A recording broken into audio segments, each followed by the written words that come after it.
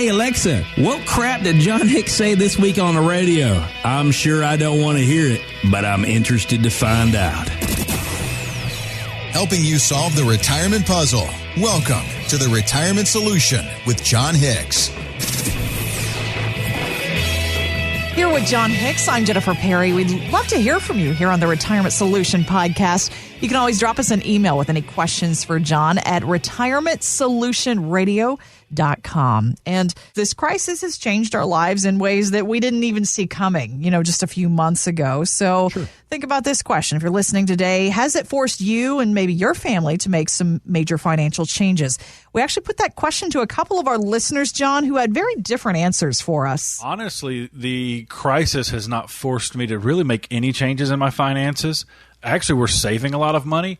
We were eating a meal out 3, 4, 5 times a week, and I think we've eaten something not in our house 3, 4, or 5 times in the last 6 weeks. So the biggest change has been that we're actually saving money and doing better financially. It actually has. I'm now thinking that we may not make some home improvement renovations. I'm thinking we may have to rethink those longer-term projects for a while.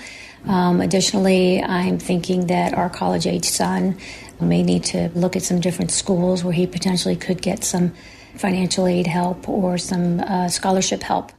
So again, very different answers. I applaud the guy who's not eating out as much. I'm doing a lot of carry out and delivery.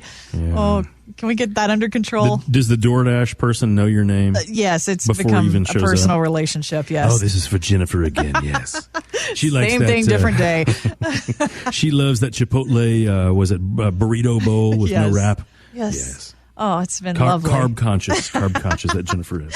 But no, I think a lot of us, though, are adjusting in different ways depending on our budgets, our jobs right now. So let's walk through a different few scenarios here that I know you've run into with a lot of your clients and a lot of our listeners, too, over these last several weeks. Now, the woman there mentioned she was going to put off some major renovations for right now. Is that a good idea? Maybe hold off on some of the big ticket things?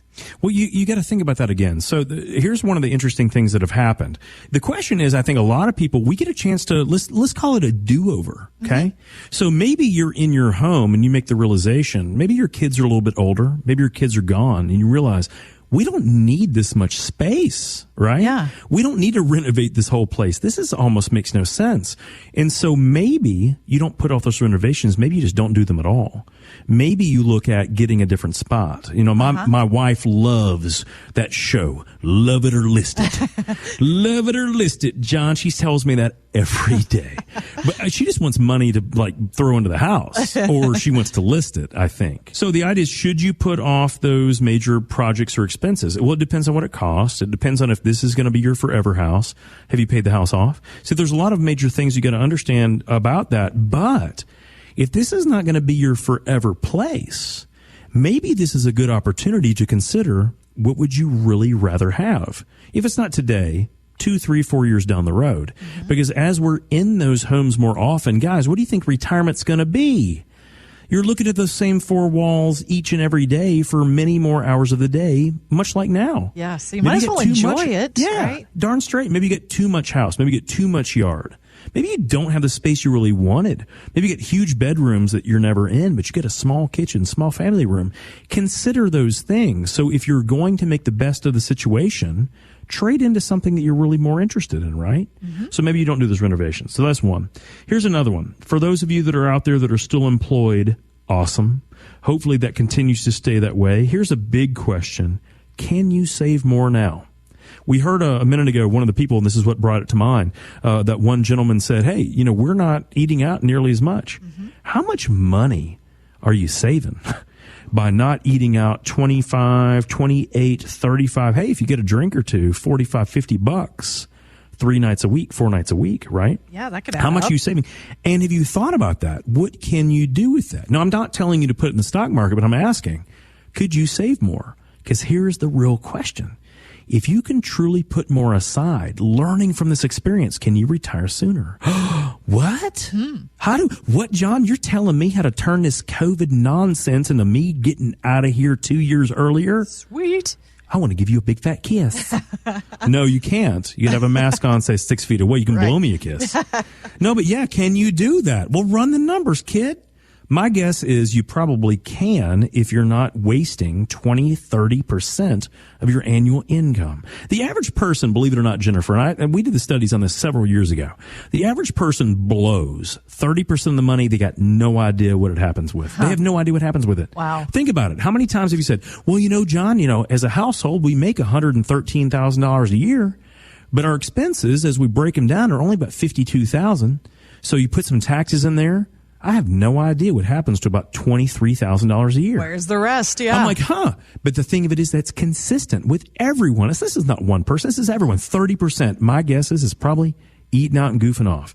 If we can't do that for a while, could we potentially keep it that way? Now, not every day, right? Yeah, but we want to live a life. Mm-hmm. But that makes a huge difference. If you could save that $12,000, $16,000, $19,000, $24,000 a year for the next 3 years, you might be able to retire 3 or 4 or 5 years earlier. That's huge. Wow. Depending on your strategy. So that's a huge one. Oh, my goodness. That's so big.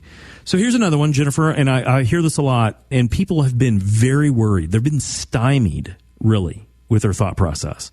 Now, who do you think I'm talking about? People that were thinking about retirement maybe last year, thinking they were going to retire in 2020 or 2021. Oof. What do you think they're thinking right now? Man, if that was me, John, I probably would be rethinking it right now. I know. Yeah. I know.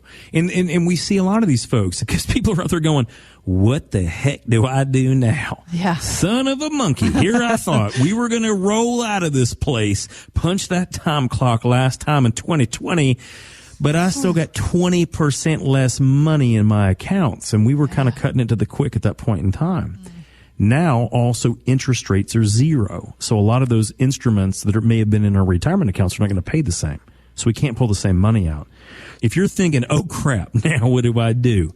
Guys, don't freak out. Okay. Nothing that has happened is non-repairable unless you did the ultimate worst. What's that? If you pulled out 2 or 3 or 4 weeks ago, went to cash and didn't get back in, guys, I do not know what's going to happen to you. But that whole premise is why I've been on this radio show for nearly 7 years, to try to teach people, please don't do that. Yeah. If you haven't done that, if you've stayed with whatever your core philosophy was up until now, let me tell you the most awesome thing that I can tell anyone. Oh, yes, you can make it. Heck, yes, you can make it. The question is the strategy you're currently in the one that's going to get you there? That is the only question you have to ask. Because there is no doom and gloom in the future, in my opinion. Are things a little bit different now going forward? Of course they are. But do we feel long term that we're going to end up doing okay here? I do. Yeah. But the big question is, if you're between 1 and 3 years to retirement, or you're just retired or just already retired, the question is your strategy going to be the one to get you to the goal? Now, guys, this is going to be the one thing you're going to have to analyze. You don't have to change a whole bunch of other stuff. You may not even have to change your retirement date. You may not have to go back to work at all. But your strategy is going to be very, very important on how that works out. Believe it or not, Jennifer, it has nothing to do with how much money someone has saved. It strictly has, like 90% of the time, it has to do with what their strategy is for actually spending money in retirement. Okay. If they don't have the right strategy, their failure rate's unfortunately quite high. But if they have the proper distribution plan, which means taking money from what you've saved, if that is correct and correct for them at that right time, oh my gosh, Jennifer, you don't have to worry about anything. Not to say that there's not scary days out there, or scary weeks, or scary months, but if you know that your income is going to be fully satisfied, what do you really have to worry about? Yeah. That's what everyone can have. So don't be all freaked out about what's happened. Understand, if you have any of those issues you've thought about, you don't have to make necessary crazy changes, but understand, now what? If this is an opportunity for you to clear a slate and do something different, do something different if it's going to benefit you.